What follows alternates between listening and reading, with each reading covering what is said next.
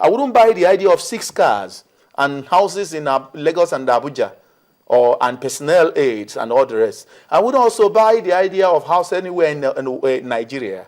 You understand? But I don't buy the fact that he should not have a pension, because it is more like endorsing corruption. Well, you and I know already that corruption is everywhere. So you want to endorse it by saying go and steal as much as you can because you have become a governor. Because Tumba, let me finish. Yeah, okay. When you started, you said they already have access to as much money as possible. You understand? Which means that they should dip their hand in the till and get whatever they want. No, I have not said that, and I will not say that. Talk about their salary. That's what they have access to. Others are illegal. Shuka, you and I know very well that in this country, here, I agree that if someone works for a period of time, they're entitled, even in the UK, it has been a kind of a pay-as-you-go pension scheme now. Yeah. If you work for 3 hours, you're entitled to that fraction of 3 hours. Exactly. You key in when you come in. Yes. Or when you come in. The only difference is people get value for money. People do to really work. People in position of governors in this country do deliver. And I want to look at all these 8 states we are talking about. I want to look at the people they are supposed to serve, the people they're supposed to serve. What are the things the people can now say to you? We enjoy the last 16 years or 14 years of governance in this country. You cannot now have not delivered anything, and I want to go ahead and want to start getting a big pension. It is not on. It does not add on together. That is the point. If they want to get any pension, they should be given minimum wage, maybe 8 times of what the minimum wage in individual states. So if a state is giving a minimum, their salary should be reduced to minimum wage. Yeah, it does, because there's so much money given to the public office holders in this country already. Is creating so many problems. It makes them lazy. It makes them not doing the job they're supposed to be doing anyway. People who suffer, the ordinary people. And I'm sorry, I need to continue making emphasis about the ordinary people. I am more on the side of the ordinary people, because what you get in this country, ordinary people are suffering in such a manner that is unprecedented anywhere. Here you have a country that virtually the infrastructure are completely derelict here. There's no good roads, there's no water, there's no light, there's no facilities, no Medicare, there's no housing, and many other things. Sad state. Good. Can I? Do I have a chance now? Yeah, go on. Yeah, I like what you say. When I can also tell you, and from the bottom of my heart, that I am for the ordinary man, and that is true. But the truth is, we always escaped through that alley, through that lie. Ordinary man, ordinary man. I am for the ordinary man, but it all depends on what the ordinary man needs more is honesty. What the ordinary man needs more, not just honesty out of emotion, but honesty out of understanding. What he needs is more appraisal of the situation, rounded appraisal of the situation to save him from the wood tomorrow. Let me give you an instance. A governor decides to, like one of the things, I have always appreciated the direction the national conference is going. And it is as a result of the decision of the, decision of the national conference that we are discussing this.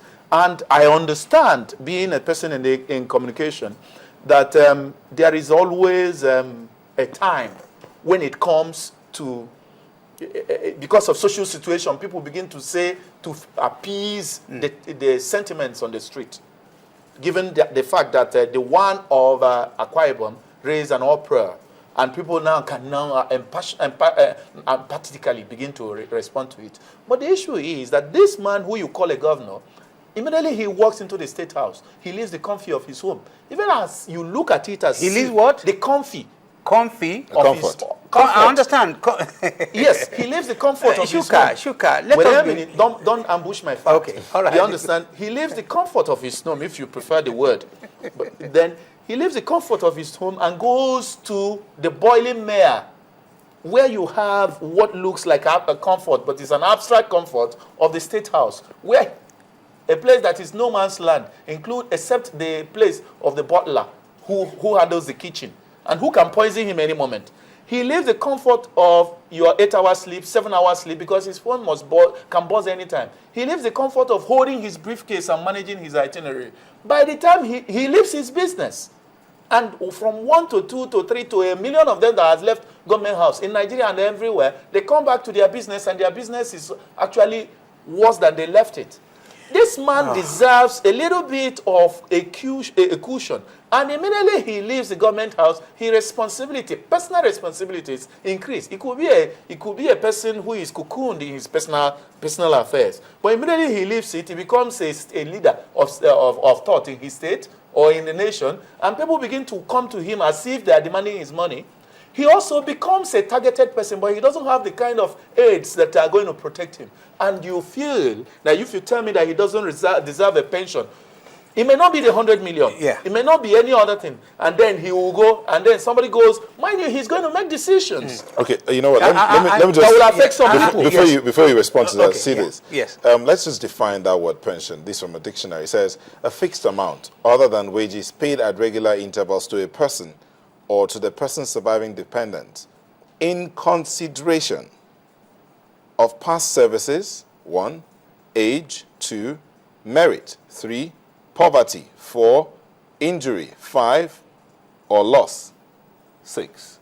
None of these apply to governance in this country. Service Now, doesn't apply. listen, Chuka, give me, okay, please sorry. do not interrupt me. Oh, sorry. You just said to me, and I'm really shocked, you are the only person that I know that... I know you will appeal to that sentiment. No. I'm a very, very... You want to appeal to that, your mass... I did not interrupt you. let's get Chuka, to the mind of mass- Okay, you didn't interrupt him, so let's... I'm the only person. No, but let me finish talking. I mean, I Okay. allowed you to say what you wanted to say. Chuka, for you to list all the odds part of the governor's job in this country, I'm Exactly. really shocked. That You're the shocked? moment, yes, that the moment a governor that pays so much to get into elective office, and the moment the governor gets there, who refuse, or some of them refuse or do not refuse to declare how much they want when they are going in, and when they are going out, they're going out with billions of naira of people's money, and you are telling me that a governor is not protected the moment the governor comes here because of the business he was doing in America. Do you want me In to call names? No, don't call names. We don't need to call If names you here. don't mind, and I I want to would. tell I you, don't- and I I'm want a to tell you, journalist. and it shows, Chuka, and it shows clearly how developed we are in terms of how we run governance. Yeah. People who do not have business in politics, they should not go to politics. The business of politics is a business of serving the people, providing basic things, making life comfortable for people, not making life comfortable for themselves. If they are suffering, how would they make life comfortable for the people? They are not, because they How do would they not provide that? No, the governors we are talking about, all the public holders in this country that I have read, I've known about, they are not suffering at all. Here you I find... said I want to call names, and you said you don't don't call want... names. I don't need their Okay, names. go I don't ahead, need all their right, names, because go this ahead. is a country where you have a legislator earning billions in a year. Here you have a ordinary local government chairman earning billions. So we have ordinary House of Rep, House of this. They be insulted if you even call them millionaire now, because they are multi-billionaires. And what do an average man in Oshogbo, Makurdi, or Shomolu, or whatever, what do they have for all this governance? Absolutely nothing. And I cannot agree with you, Shuka, that these people you are talking about, the so-called public office holder like governors and so on, who are losing anything. They're not losing anything. Okay. They're making money from me, in fact, the special security vote, which are not accountable for, with millions of money, extra code and so on and so forth, they are making, you understand me? They're not losing anything. And the kind of protection they have, they're not even losing anything. Even, unfortunately, I want to say this, even for the people who are in the volatile area, they are still safe, more than the 200 and something abducted children. So none of these people are suffering. We cannot see the suffering. We can see the suffering from the ordinary people on the street of Lagos. Okay, thank you. Altumba, one mistake I would not want, I was thinking you would not join in making, is the problem, one of the things that have gotten us to the situation we are in Nigeria and in most parts of our developing world. And that is the mistake of thinking that having too much money is having comfort. Well, you understand? We begin to equate comfort with cash. And we begin to distance the quality of life from what happiness is. There are people who have far, far less